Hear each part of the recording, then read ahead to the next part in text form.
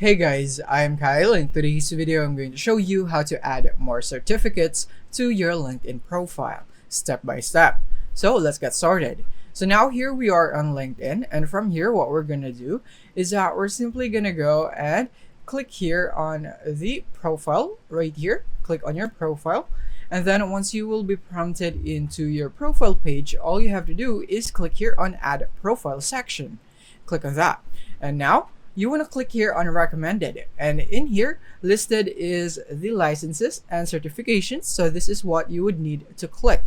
So click on that, and then from here you would need to provide your name, your issuing organization, issue date, expiration date, credential ID, and credential URL. And you would need to associate at least one skill in order for this license or this certification, and it would also appear in your skill section right here. So you can click here on add skill, and then you can just type the skill that you want, like for example social media right here, social media manager or marketing right here. You can click on that, and then it would be listed right here.